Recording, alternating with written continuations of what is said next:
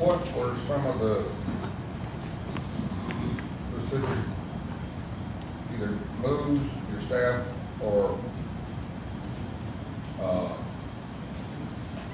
direction that you had to give them that they responded to as opposed to some of the other players? Well, I think first, more than anything, you have to have a passion to be great. There are a lot of talented players around the country with talent. Now you have to put the work in. And these two particular guys, Armani Moore, he's a scoring guard. You know, he's 6'5", probably 210 pounds. He can really score the ball. He plays with a flair to his game. Now, really, as he get older and continue to grow, he's the kind of guy to make passes, do all this, and that's what he really likes to do. And he has that ability. But right now, just really controlling some things, and his fundamentals continue to improve that part. But the toughness level is there. But the biggest key is in recruiting a guy. When you recruit guys into your program, you know what you get. Now, obviously, he has to grow as young men and develop.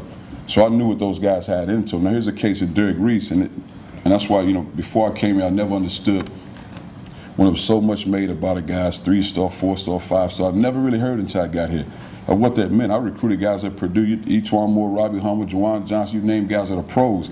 They might have been 3-star, but it never even crossed my mind what a star was. Either can play. My eyes say he can play. Here's a guy, Derek Reese. Some said 2, 3 stars, whatever the case may be.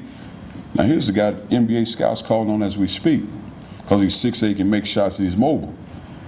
So as a coach, you got to identify what best fits your program, what you're trying to do, and don't get caught up in the numbers or whatever they say. I've seen a lot of 4s and 5s that didn't even pan out on the college level. You know, so that's what it comes down to. But those two are talented players. They have basketball skills, they have basketball minds, and they understand the play. And they're also guys that you can put on the basketball floor in multiple positions, and they can be successful. And I think that's what makes them good. But they're also hungry to be success, and they're roommates, so they spend a lot of time together.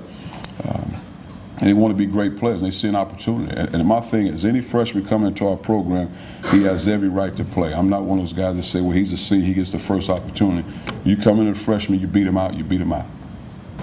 Coach, Trey can't play the next couple of games. How do you see the minutes being allocated? Lopez, we just lock Lopez in and keep rolling. Yeah. We don't waste a lot of time, keep moving. He's ready to go.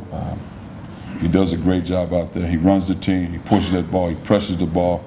He's an intelligent young man. He's a fighter. We don't skip a beat. Keep moving. Status of Miller? Dwight Miller. Had that surgery.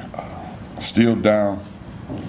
I mean, still not able to practice. But it's one of those surgeries he can come back and heal, or he might not make it back. You know, it really is a microfracture surgery. Just one of those deals. Might not make it back. You know. So that's where he is right now. He's not practicing. He's lifting weights. Still has pain here and there. He's bending on cuts.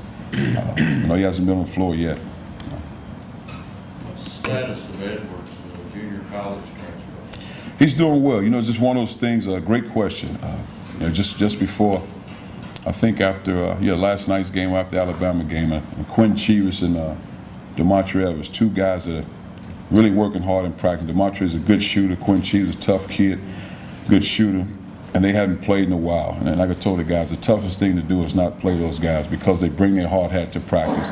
They continue to get better, and that's probably one of the hardest things I deal with as a coach, when guys do what they're supposed to do on and off the court and they don't get a lot of minutes. But I think he can help us. I don't know when, but I really think he can help us, because he's a great kid. He has great energy, great emotion on the bench. He doesn't complain, doesn't make excuses, works hard in the classroom. But you know, it's tough for me as a coach. And like I said to the guys, I don't have any excuses. This is what it is. He's just not playing right now, and that's something I pray about. Hopefully he can get on the floor and play for us.